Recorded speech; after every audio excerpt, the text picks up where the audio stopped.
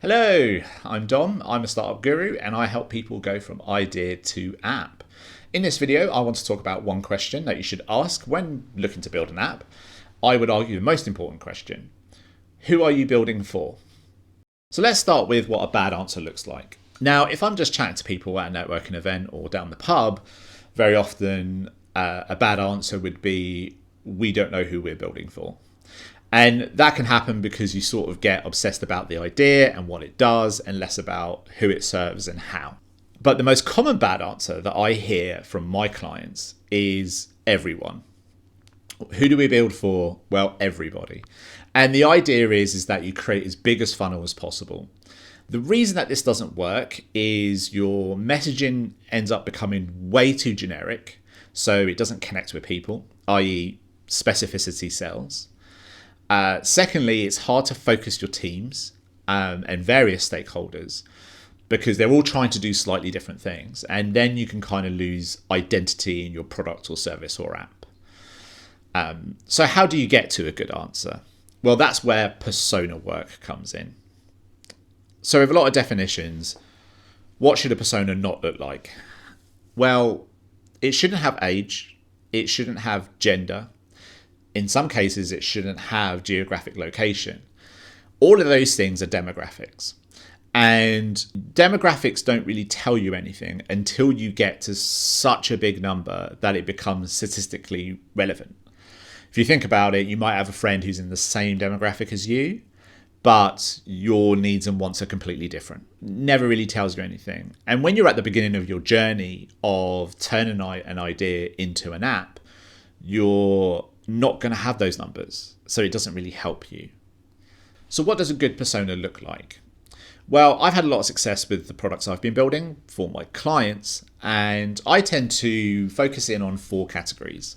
And I look to put 3 to 5 points in each category. Some I know for certain, some are speculation.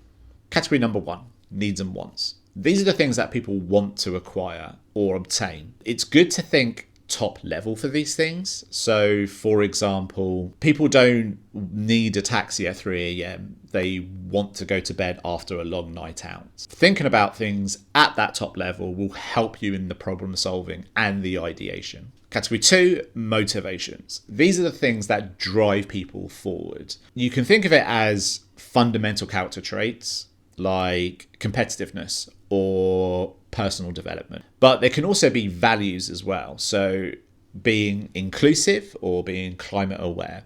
These things lead to the why people do things. Category 3, pain points. Where does the friction occur when people are trying to acquire something? A good launching off point is, where are people poor? So you can literally be poor, i.e. you don't have enough money to do X, but you can also be time poor. To do this thing is too time consuming, or you could be knowledge poor. I want to do something, but I don't know how. It's not that strictly all the pain points will look like this, but it's a really good jumping off point to figure out what the more articulate version of it is. And category 4, activities. What are people doing today? So a good place to start is online spaces and communities, to get involved with them, see what people are posting, what people are commenting, and being part of that community will start to reveal interesting things, but it also gives you a touch point to those very people. Alongside that, you can look at physical spaces. So going to networking events, or if you know your particular persona is going to be in a particular place, then go there and see what happens. And lastly, look at what tools that they use. So if they're able to alleviate a pain point, how are they doing that today, and to what extent? If they're only alleviating a pain point by 10%, you can deliver value by just upping that to 20%. And that might be a very small uplift. So how do you create a persona? Well, open up a document and put 4 headings in, one for each category. Needs and wants, motivations, pain points, and activities. Once you've done that, start to fill out with 3 to 5 points. Some of those things will be absolutely certain. People need to pay their bills. Some of those things are acting as filters. So if you're targeting WooCommerce people, then that is the only group that you're interested in. but some stuff will be speculative. If you want a few more tips on how to do that, then let me know in the comments and I will get back to you on some handy tips of how to write personas. So you've gone away and you've written your persona. What now?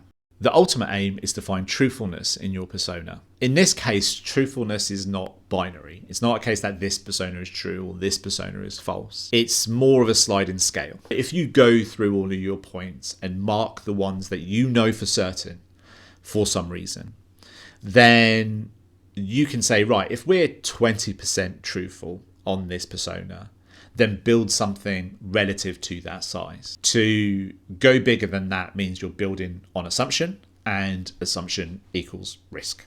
But at the end of the day, the way that you're going to find truthfulness in your persona is to go out and talk to people. This is how you turn speculation into fact. But also you may well learn things that you didn't consider before. My next video is going to be on user interviews, so would love it if you stuck around to watch that one as well. Once you have that level of truthfulness and confidence within your persona, you can use it to build empathy within your teams. You can enhance this by giving your persona a name, giving them a picture, and writing a quote for them. But you can use it in order for teams to think about, who are we actually building for? And why are these features important? You have to be the biggest advocate and evangelist for your persona. And what you will find is that the ideation goes from speculation about features, functions, new technologies, what your competitors are doing, and it will shift over into, well, what is it that we're actually delivering? What problem are we solving here? Who is going to use this and why? And it's those questions that you end up building successful apps from. And that's the end of the video. I hope you found it informative. I hope you found it interesting. I hope you enjoyed it. This whole series of videos that I'm making, I'm calling More Than Code. That's because I find a lot of people who talk about ideation. I find a bunch of people who talk about coding the app. But then there's this massive gap in between that nobody talks about. And that's what I do, right? I live in that gap, and I'm hoping that I can share that knowledge with you so that you can go away and take the principles and philosophies and methodologies to be able to turn your idea into an app. Personas play a great part in that, and like I said, I think it's the most important question to ask. I have a template document. It's down in the description. It's free. Just click it. It's all yours. And start filling it out. I like to actually just sit down and practice writing personas. I have a lot of tips. If you want some more, then give me a shout down in the comments. But apart from that, thank you for watching, and I'll see you in the next one. Bye.